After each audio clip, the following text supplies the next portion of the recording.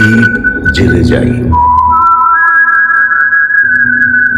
দ্বীপ জেলে যাই 1959 সালে মুক্তিপ্রাপ্ত একটি বাংলা সামাজিক নাট্যধর্মী চলচ্চিত্র, যা পরিচালনা করেছেন অসিত সেন।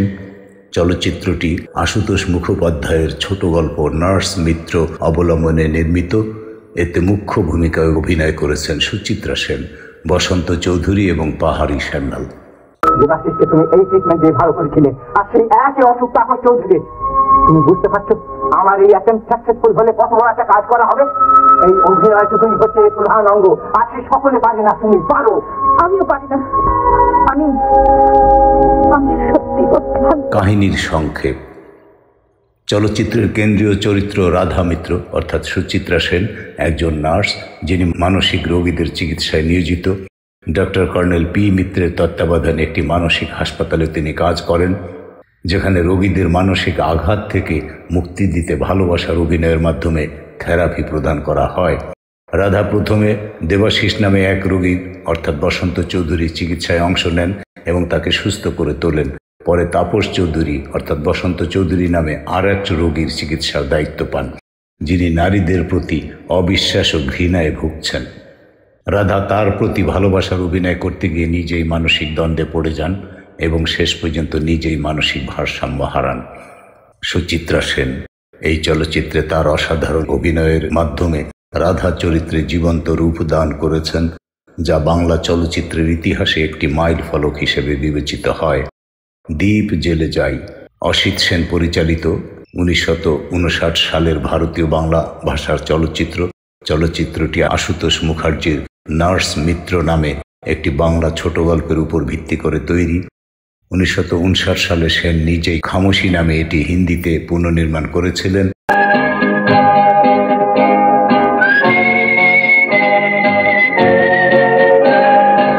এর আগে এটি তেলেগুতে 1960 সালে চিভারাকু মিগিলেডি নামে পুনর্নির্মিত হয়েছিল।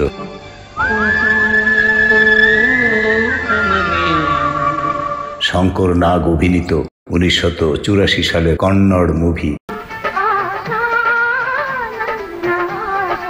আশা কিরানা এর গল্প একই রকম প্লট।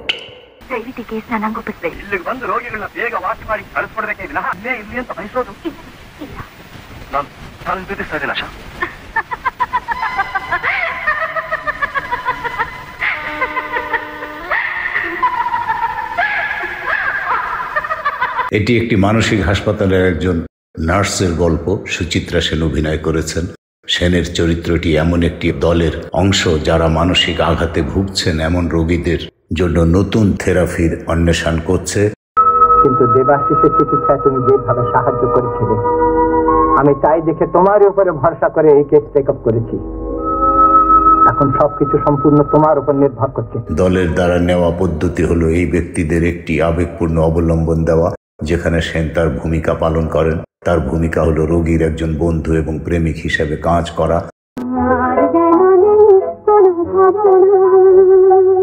তাকে ভালোবাসার অভিনয় করে নারীদের প্রতি ঘৃণা ও বিদ্বেষকে ভুলিয়ে দেওয়া, কিন্তু একই সাথে তার নিজের পক্ষ থেকে কোনো মানসিক জড়িত হওয়া থেকে বিরত থাকার কারণ তার ভূমিকা জড়িত হওয়া থেকে বিরত থাকতে হবে, কারণ তার ভূমিকা সম্পূর্ণরূপে একজন নার্সের, যিনি রোগীকে পুনরুদ্ধার করতে সহায়তা করছেন মাত্র। তাকে বারবার মানসিক সংযুক্তিগুলো ভেঙে ফেলতে হবে যা সে অনুভব করে, কারণ একজন নার্স হিসেবে সে থেরাপির অংশ হিসেবে কাজ করবে। আজ আমি কিছুতেই খেতে দেবো না। আর খেলে তো আপনি মাতলামি করেন। সিস্টার, আপনি এই কথা বলছেন? আমি তো মদ খেয়ে কোনোদিন মাতলামা করি না। আমি তো মাতাজ হয়ে মদ খাই। আজকে একটুখানি দিন, আমি আর খাবো না। আজ কোনো দিন খাবেন না? কোনোদিন খাবো না। এই ক্ষেত্রে রোগীর সাথে প্রেমিকার ভূমিকায় অভিনয় করতে হয় সুচিত্রা সেনকে। এই নার্সের অবহেলিত মানসিক ট্রমাকে দেখায় যে থেরাপির পুরো প্রক্রিয়ায় নিছক একটি হাতিয়ার হিসেবে ব্যবহৃত হয়েছে সুচিত্রা সেন। সিনেমাটি শেষ হয় এই দেখিয়ে যে সুচিত্রা সেনকে সেই ওয়ার্ডে ভর্তি করা হচ্ছে যেখানে তিনি নার্স ছিলেন।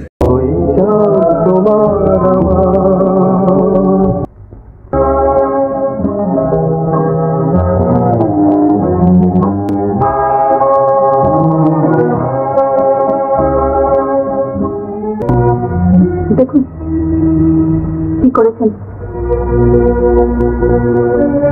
মাছটা আপনার ভালো লাগে?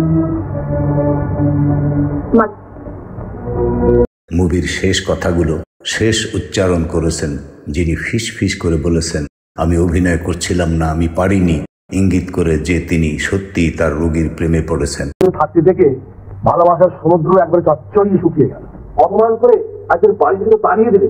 ওরে বাপ, এসে রাখলে কি কাটবেন না করছে। ঘরে ঢুকি প্রথম তো রেকর্ড থেকে থেকে চুরমার করছে। না, আপনি গান জানেন না? তবে শুনতে খুব ভালো লাগে। সবাই স্যার।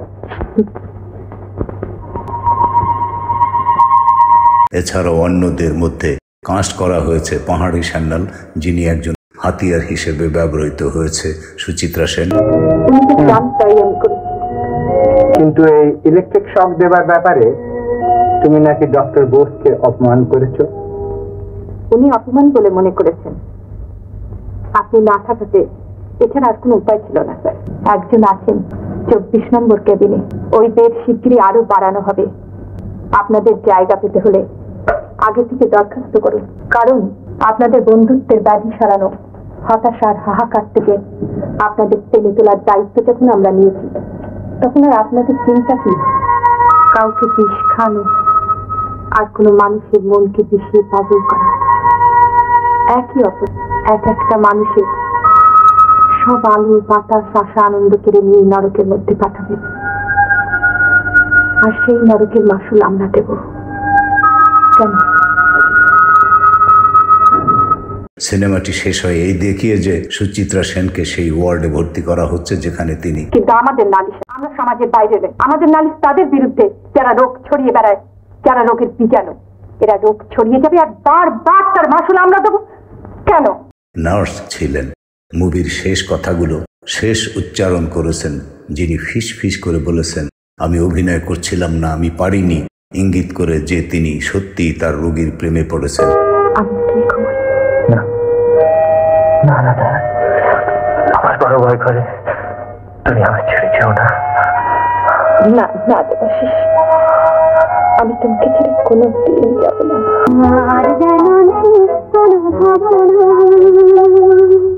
এছাড়াও অন্যদের মধ্যে কাস্ট করা হয়েছে পাহাড়ি সান্যাল, যিনি একজন অভিজ্ঞ ডাক্তারের ভূমিকায় অভিনয় করেছেন।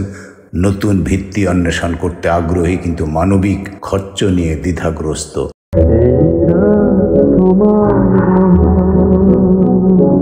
বসন্ত চৌধুরী শিল্পী ও প্রেমিক অভিনয়ে সঙ্গীত পরিচালনা করেছিলেন হেমন্ত মুখার্জি, এবং গানগুলির মধ্যে একটি এই রাত তোমার আমার বাংলা ভাষায় গাওয়া সর্বশ্রেষ্ঠ এবং সংবেদনশীল প্রেমের গানগুলির মধ্যে অন্যতম হিসেবে অত্যন্ত জনপ্রিয়তা লাভ করে।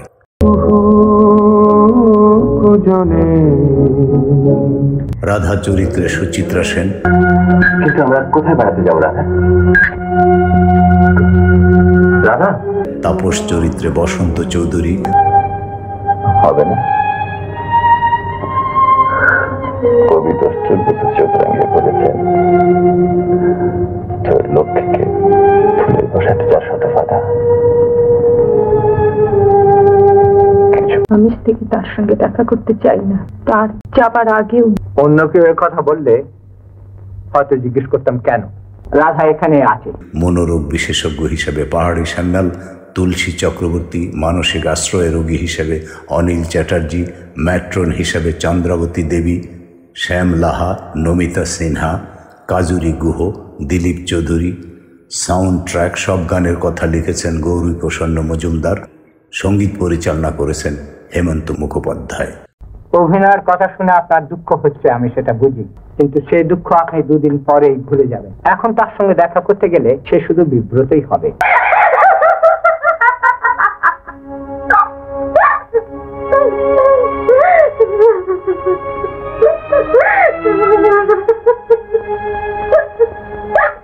ফিল্মটি একটি বড় হিট হয়ে উঠেছে, বিশেষ করে শহরের সিনেমাগুলিতে।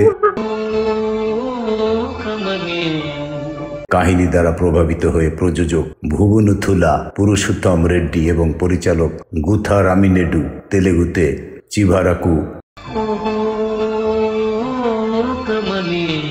মিগিলেডিতে সাবিত্রী অভিনীত বাংলা চলচ্চিত্রটি পুনর্নির্মাণ করেন যা বক্স অফিসে যদিও ফ্লপ হয়।